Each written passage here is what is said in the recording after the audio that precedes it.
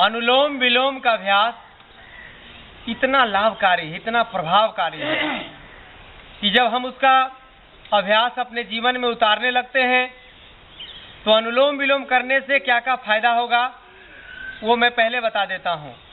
अनुलोम विलोम यदि करते हैं 5 मिनट से 15 मिनट ध्यान पूर्वक आंख बंद करके और सांसों पर ध्यान टिका करके, प्राणों पर ध्यान टिका करके और सकारात्मक शक्तियों के साथ अपने आप को जोड़ करके, तो लाभ क्या होगा?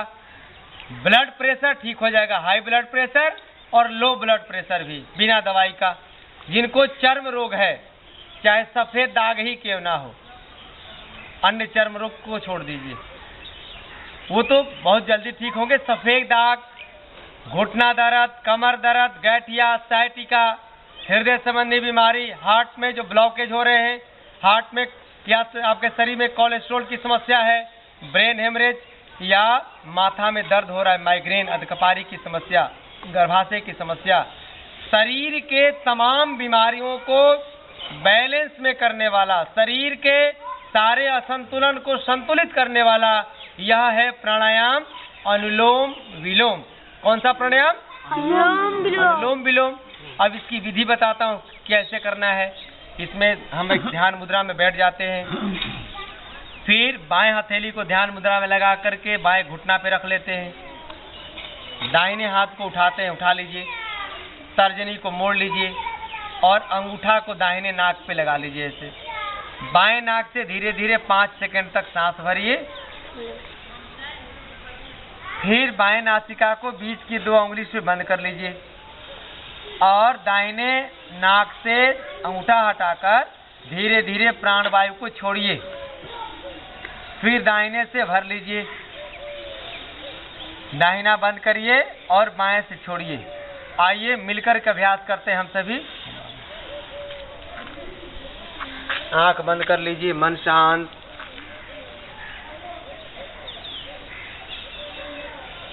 चदरिया झीनी रे झीनी, सांस को धीरे धीरे भरते रहिए, छोड़ते रहिए। ये चादर रूपी शरीर को बुनाई करने के लिए, बिनाई करने के लिए बहुत मेहनत करना पड़ता है परमात्मा को। चदरिया झीनी रे झीनी, इड़ा पिंगला की ताना भरनी। सांस भरते रहिए, प्राणों पर ध्यान टिका के रखिए और अभ्यास करते समय कहीं भी दिमाग को मत ले जाइए, खाली सांस को देखिए और उसी को अंदर और बाहर करते रहिए दोनों नासिका से। इड़ा पिंगला की ताना भरनी, सुख मन तार से बिनी चदरिया झीनी रे झीनी। दास कबीर जतन से ओढ़े, सांस को भरते रहिए। दास कबीर जतन से ओढ़े, जेव की तेव धर दीन्ही चदरिया झीनी रे झीनी। जब हमें कोई व्यक्ति, सांस भरते रहिए, कोई सामान देता है कि ठीक है भाई ये ले जाओ, दरी प्रयोग करो फिर लौटा देना, ये चादर ले जाओ, साड़ी ले जाओ। जब हम किसी से मांग करके ले आते हैं और प्रयोग करते हैं और जब उसका यूज नहीं करने आता है, प्रयोग नहीं करने आता है, रख रखाव नहीं करने आता है, तो उसके चादर में, दरी में दाग लगा देते हैं। और जब चादर में दाग लग जाता है और जब लौटाने की बारी आती है तो मन घबराने लगता है कि अब क्या करें, अगला व्यक्ति हमें क्या कहेगा कि हम किसको ये सामान देकर भेजे थे। उस व्यक्ति को तो सामान रखने का तरीका ही नहीं मालूम है। इसी प्रकार ये जीवन भी परमात्मा हमें देकर के भेजा है। अब इसमें जब दाग लगाएंगे कर्मों से, व्यभिचारों से, बलात्कारों से, भ्रष्टाचारी से, असत्य के मार्ग पर चलकर हिंसा करते हुए, तो जब दाग लग जाएगा जीवन रूपी कोरे, सांस भरते रहिए। तो दागदार जीवन को परमात्मा के चरणों में कैसे ले जाएंगे? तो उसी पे एक भाव आ जाता है, सांस भरते रहिए, धीरे धीरे सांस को छोड़ते रहिए। और जब से हम और आप होश संभाले हैं, तब से लेकर के आज तक यदि कोई गलत काम हुआ है तो भले दूसरा जाने चाहे नहीं जाने, लेकिन हम तो उसको जरूर जानते हैं, इसलिए उसको याद करिए। और एक और बड़ी चीज कि कोई गलत काम यदि जीवन में एक बार हो जाए तो उसे याद करने की नौबत नहीं आती, हमेशा याद रहता है। बढ़िया काम भुला जाते हैं और बुरे काम हमेशा याद रहते हैं। सांस भरते रहिए। कौन कहे तेरी महिमा, कौन कहे तेरी माया, किसी ने है परमेश्वर तेरा, किसी ने है परमेश्वर तेरा, अंत कहीं न पाया।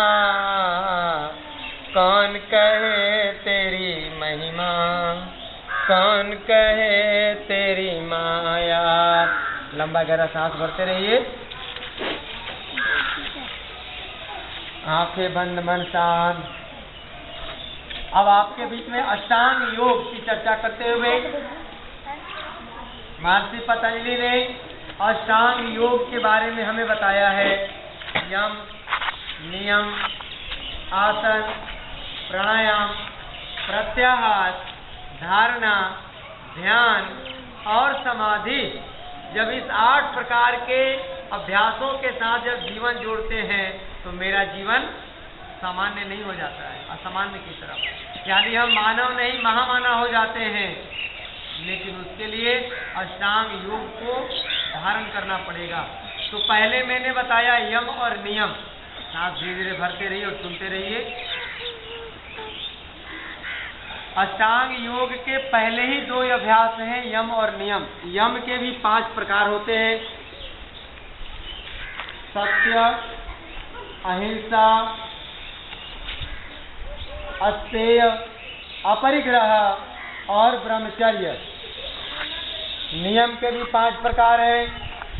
शौच, संतोष, तप, स्वाध्याय और ईश्वर प्रणिधान। ये 10 प्रकार के जो सूत्र हैं, 10 प्रकार के जो हमारे बताए गए मार्ग है, उसकी चर्चा हम कर रहे हैं आपके बीच में। और अभ्यास करते रहिए। हमेशा सत्य के मार्ग पर चलना चाहिए।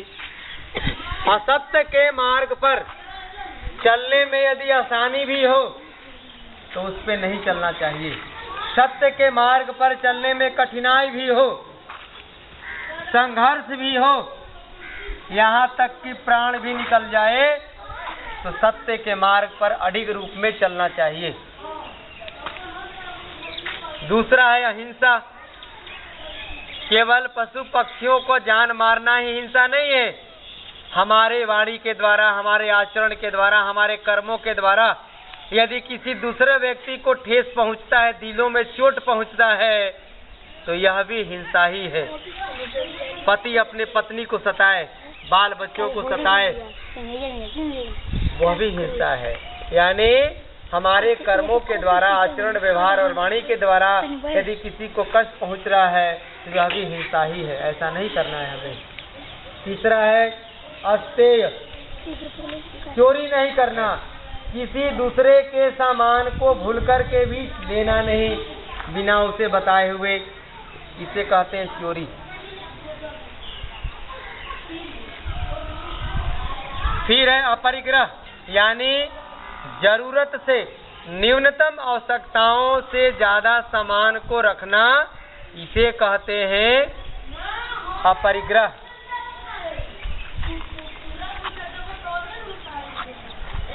और जितना में हमें काम चल जाए, कम से कम में वैसा ही जीवन व्यतीत करना चाहिए। अगला है ब्रह्मचर्य। ब्रह्म आचर्य, यानी ब्रह्म जैसा आचरण ही ब्रह्मचर्य है। ब्रह्म यानी परमात्मा, उसे परमपिता परमेश्वर अजन्मा शाश्वत नित्य है। सबका रखवाला, सबका पालन करने वाला, सबका बनाने वाला है और वो निराकार है, वो शाश्वत है, नित्य है, वो न कभी जलता है, न कभी मरता है, न कभी चूकता है। उस परमात्मा को प्रणाम करते हैं कि हे परमात्मा, आपके आचरण जैसा ही मेरा भी आचरण हो जाए और किसी भी माँ बहन को देखें तो उसमें अपनी माँ और बहन का स्वरूप दिखाई पड़े तो समझिए कि योग और प्राणायाम आपके लिए लाभकारी हो रहा है। अगला है नियम, इसके भी 5 प्रकार। सांस भरते रहे धीरे धीरे,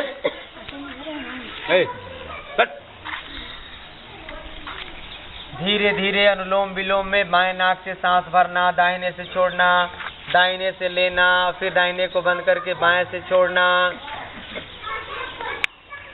क्या आनंद आ रहा है। बसंत का मौसम, चारों तरफ पतझड़ के बाद पेड़ पौधे नए पल्लव से जुड़ गए हैं, नए नए पत्ते पौधों में लगे हुए हैं और इस बसंत के मौसम में, फागुन के मौसम में हल्की हल्की बारिश और चारों तरफ आम का पेड़ मंजर लगा हुआ है और भीनी भीनी मदमस्त करने वाली सुगंध हम सबके नासिका के द्वारा, प्राणवायु के द्वारा हृदय में प्रवेश कर रहा है।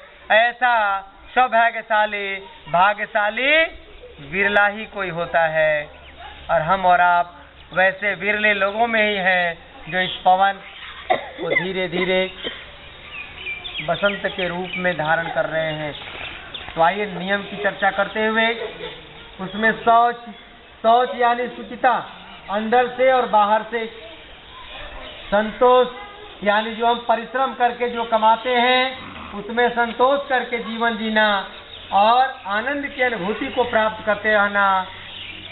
फिर तीसरा है तप, यानी जैसे हमारे पास कोई साधन है और उस साधन को रखे हुए बिना प्रयोग किए हुए यदि हम कम साधन से भी काम चला लें, इसे कहते हैं तप। जैसे हमारे पूर्वजों ने कोयला जमीन में भरा पड़ा था, पेट्रोल डीजल भरे पड़े थे, लेकिन उसने कभी आज तक छुआ नहीं और संघर्षों में जीवन को व्यतीत किया और आज तक वो बचा हुआ था।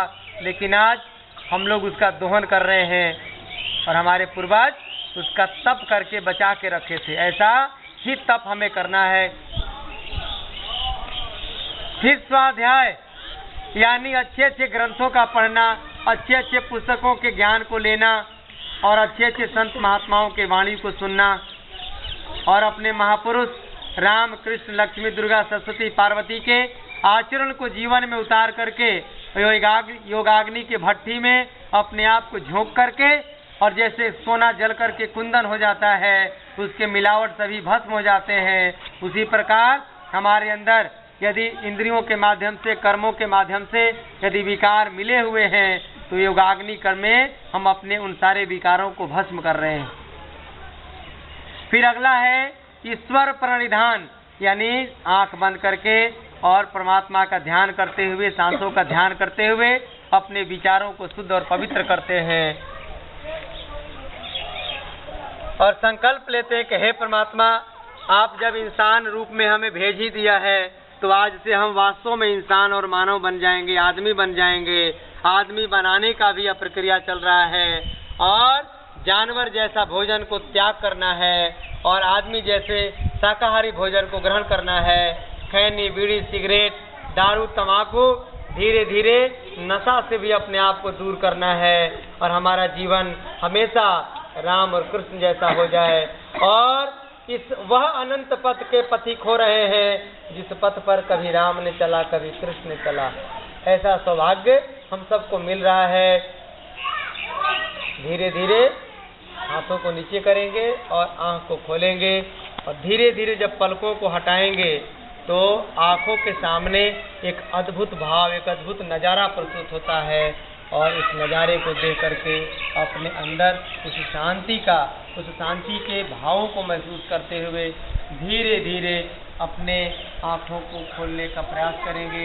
जैसे कमल अपने पंखुड़ियों को बिखेरता है, उसी प्रकार हम अपने आँखों को भी खोलेंगे और विराट शांति का अनुभव करते हुए दोनों हाथों को जोड़कर सबको एक बार प्रणाम करते हैं। ओम के साथ